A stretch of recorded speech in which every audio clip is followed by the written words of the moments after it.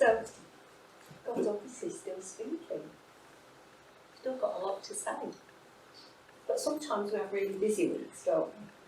And, you know, then when there hasn't been time, when we haven't given him time to speak to us, time for anything come to that. Well, I'm looking at you all thinking, well, I hope I'm not the only one who has to do things like that. Most of the time. But I think what God's been showing me and been saying to me is that, you know, there are some things that can help us when we're in weeks like that. So that's what we're going to be looking at. And as it says up there, what's in the name? So, do you know what your name means?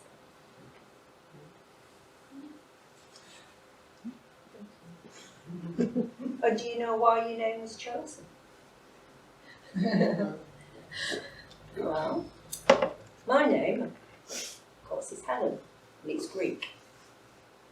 And apparently it means light or torch. And I was given my name of Helen because my sister saw an advert for the film Helen of Troy. It had just come out apparently when I was born. And according to mythology, Helen of Troy was a great beauty and was the cause of the Trojan War. Well, I know I didn't live up to the first, and I'm thankful that I haven't lived up to the second bit of her name. But what about light? Well, according to the dictionary, it means quite a few different things. There was reams of them, so I've just pulled a few out. One of them was airy. Not quite sure what that meant. Delicate. Effortless. Manageable. I liked that one. It made me laugh a lot. Trivial. Didn't like that one quite so much. And graceful. Yeah. Or what about torch? Well, torch. According to the dictionary, torch is a portable hand light. Oh, any apparatus burning with a hot flame. So have I lived up to the meaning of my name? Light, torch? I'll let you decide. It's news to me. But what about you? What does your name mean? Well, I had a little look at what your names mean. And Teresa, I have now lost. You were on here, Teresa. I think it's sort of linked with Terence. It's the female version of Terence. Mm-hmm. And Terence is Latin, apparently, for smooth. There's a smooth operation. And Terence was the 1st century bishop of Iconium, and we're told that he might have been, I'm going to get these pronunciations really badly wrong, but you'll have to bear with me. He may have been the Teretius, named by Paul the Apostle in Romans 16:22. Chapter 16, verse 22, not 16:22. So yes, so that's quite an interesting one. So, what about Deborah? What does Deborah mean? Does Deborah know? A bee. Yeah. Deborah is Hebrew, as is Debbie and the bee. Well, according to my notes, it says, an industrious woman who looks only for what is sweet in life. And Deborah I'll take that definition, not the one I got. And Deborah is the prophetess in the Bible in Judges, so we can learn more about Deborah there. So what about David? What do we know about David? Do you know what your name is? Connor? Beloved. Yeah. So true. It is so true, absolutely. It's Hebrew, that means the beloved one. And we know that Whilst he can be found here in 51, he can also be found in Samuel, and his writings, whilst this David has written quite a few books, the other David's writings, of course, are in Psalms, and we learn more about him. What about Sue? Lily. Well, Susan, Sue, is Persian and Hebrew, and it means lily flower, or graceful lily. Well, I'll go for that. Yeah. And there is references to a Susanna in Luke 8, and she supported Jesus out of her own means, so she was very integral. What about Jason? What does Jason mean? Healer. Jason is Greek or Hebrew, and it means the healer. Or in Hebrew, it means the Lord is salvation. And in Acts 17, it tells us that Jason gave Paul, Timothy, and Silas shelter. So those are a few names. If there was more of us here, obviously there's Peter, and you're on here somewhere. Peter's Greek, and we know that Peter means rock or stone, and he's found in all the Gospels. I haven't got a meaning for you, but I'm sure your mum and dad have. Yes. Noble and kind. Ah, interesting. Because Patricia means noble as well. So if it means noble and kind, I can share with you, although it's Patricia, but we're going to say Heidi as well, means well-born maiden, noble. And again, there's no mention of I don't think Heidi's mentioned in the Bible, as is neither is Patricia. But you know what? We find in Proverbs 31 a wife of noble character. And it says, a wife of noble character, who can find? She's worth far more than rubies. And she's hiding behind a screen. However, we know it's true. She is far more worth far more than rubies. So if there was more of us here, there'd be lots more names to share with you. But I just wanted you to have an inkling of what all the different names meant for us. And for some people, the meaning of their name is really important. Jewish people often choose names that had specific meanings or attributes that they hope their child would aspire to and become. And I don't know whether any of our parents did that, or whether they just happened to like the name, or if, like my family, they'd seen the poster on the cinema wall. I thought, oh, that'll do. For example, Abraham means father of multitudes. Well, we all know the twists and turns Abraham's life took until he lived up to his name. And then there's Gideon. And Gideon's name means brave, indomitable spirit, or the destroyer.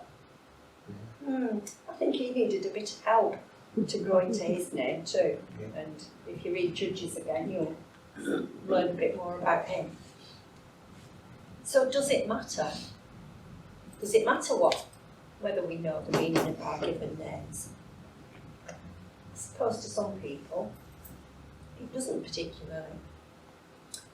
And especially if your relationship with your parents hasn't been that good, it may be something that you've never even thought about. But do you know the name that God has given you?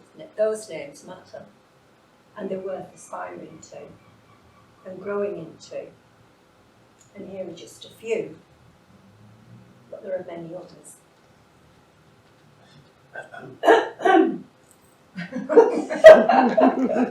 First name.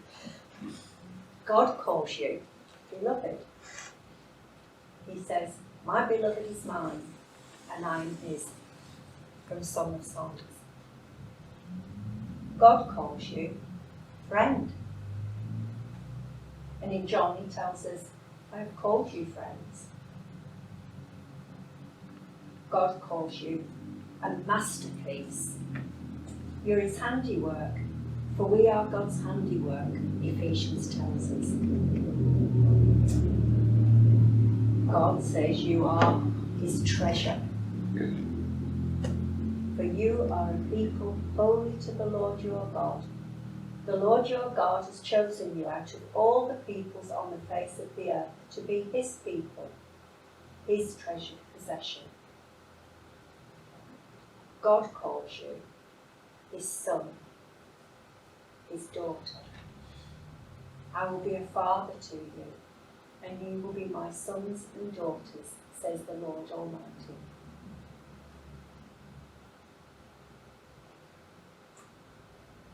No. So,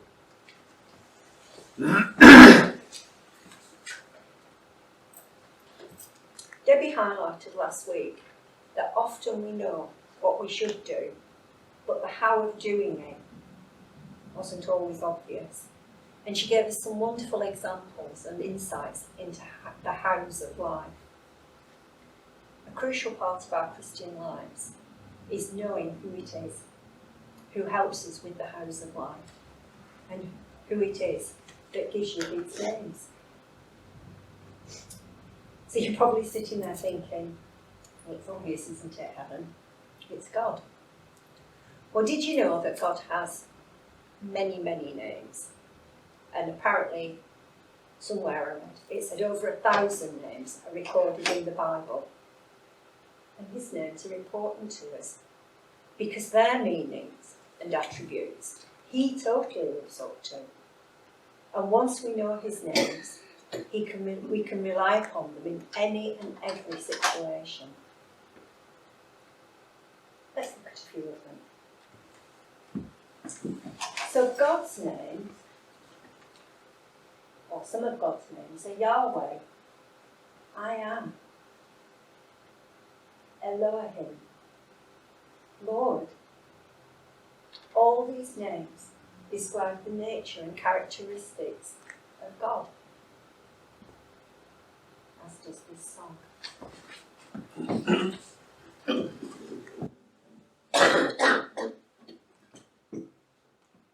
Probably don't know this as well.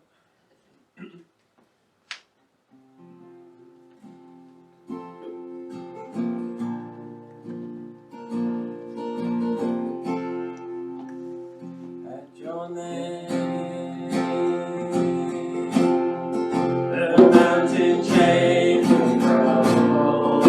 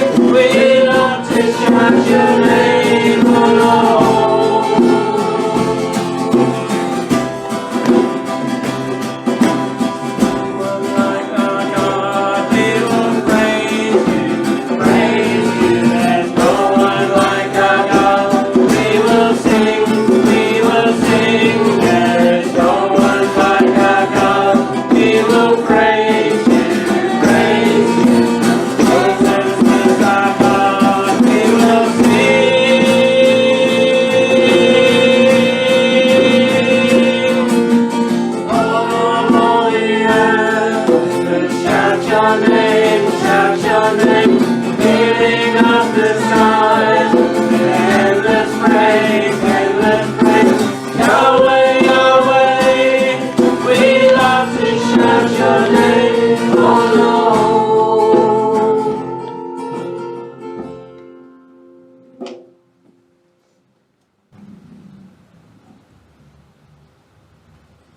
Psalm 19. The heavens declare the glory of God. The skies proclaim the work of his hands. Day after day they pour forth speech. Night after night they reveal knowledge. They have no speech. They use no words. No sound is heard from them. Yet their voice goes into all the earth.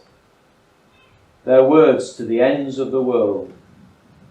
In the heavens God has pitched a tent for the sun that is like a bridegroom coming out of his chamber, like a champion rejoicing to run his course. It rises at one end of the heavens and makes its circuit to the other. Nothing is deprived of its warmth. The law of the Lord is perfect, refreshing the soul. The statutes of the law are trustworthy, making wise the simple. The precepts of the Lord are right, giving joy to the heart. The commands of the Lord are radiant, giving light to the eyes. The fear of the Lord is pure, enduring forever.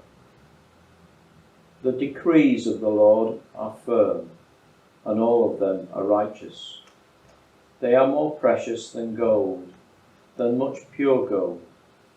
They are sweeter than honey from the honeycomb. By them your servant is warned, in keeping them there is great reward. Thank you. So Psalm 19 describes the characteristics of God. He is everlasting. He always was, is, and always will be. He'll always be with us. He is whatever you need at any given time, and he always loves us, no matter what. Do you know him personally? The next name we're going to look at is Abba Father. So you have not received a spirit that makes you fearful slaves. Instead, you received God's Spirit when he adopted you as his own children. Now, we call him Abba, Father.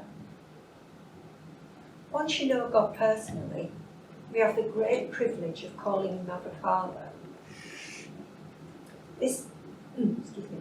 This demonstrates his desire for us to know him as he knows us.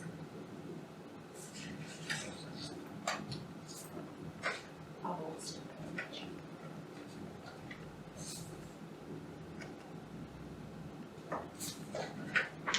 No, I haven't. I just needed to turn the page over. So, Jesus shows us that we can call God Father. When he taught his disciples to pray, he starts with, Father, hallowed be thy name.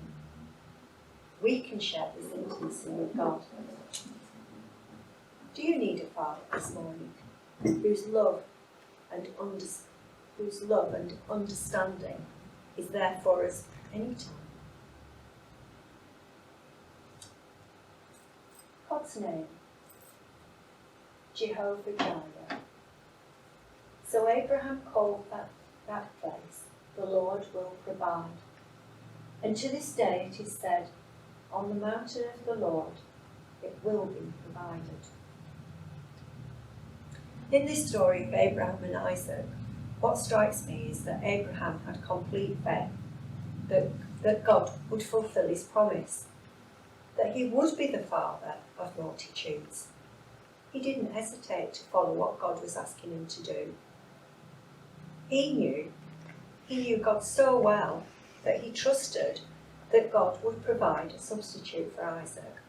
or he would raise him from the dead.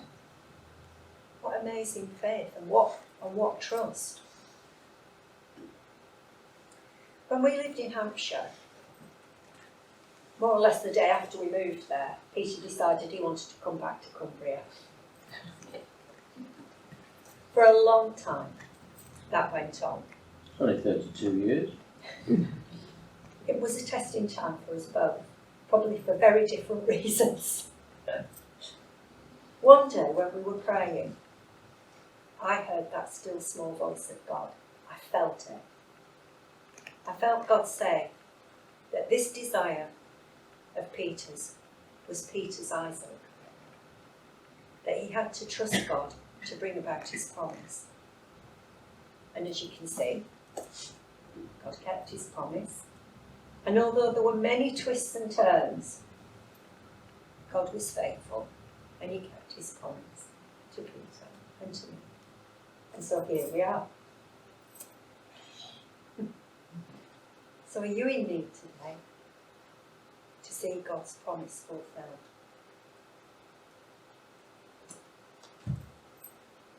God's name, Jehovah Rophi.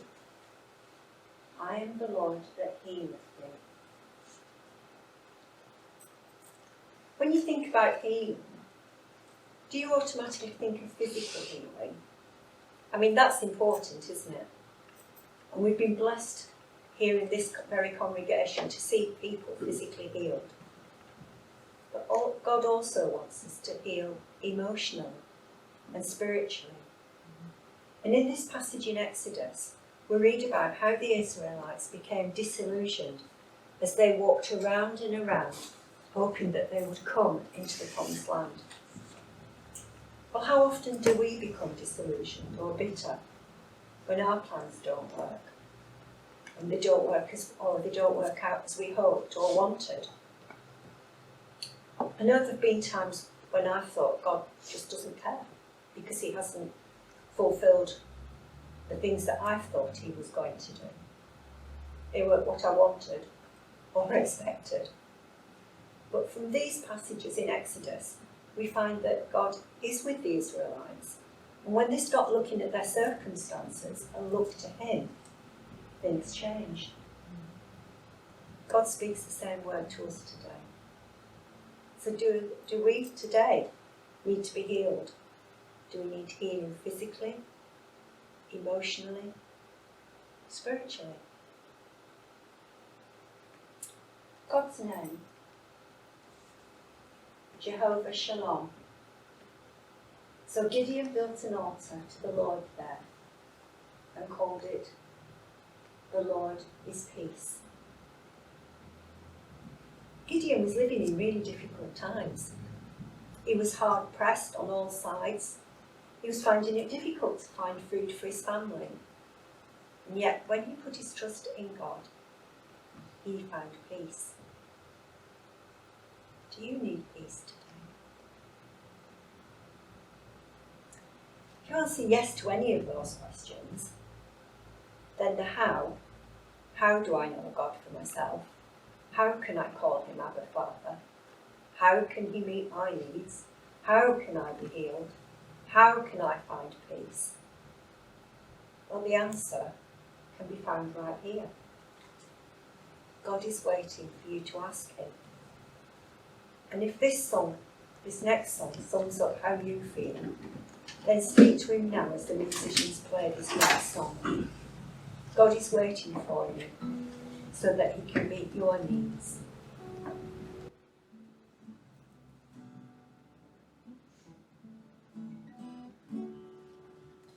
In your presence, tasted at your feet, where your love surrounds me and makes me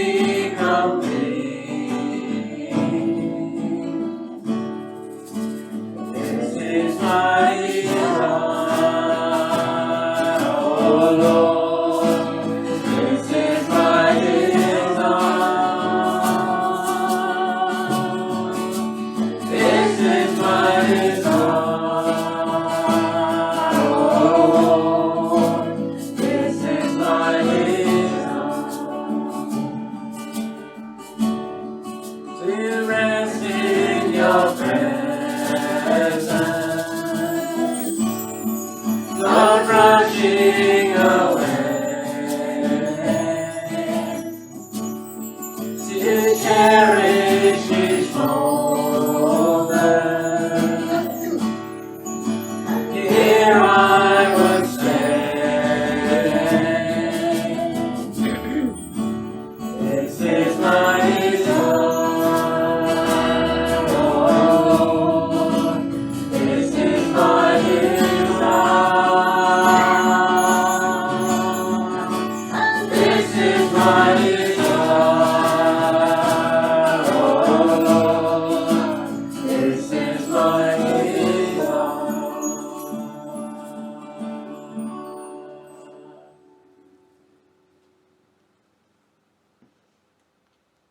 The week of prayer and fasting reminded us of the power of prayer.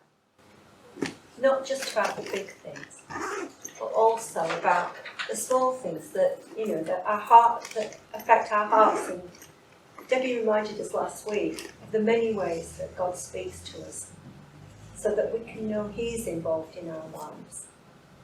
He also placed us in a family. His family. So here we are today, His family. And families share each other's joys and triumphs, as well as supporting each other through the trials and difficulties. So I thought, what I'd like to do as we close, and before we take communion together, is that we would just pray together.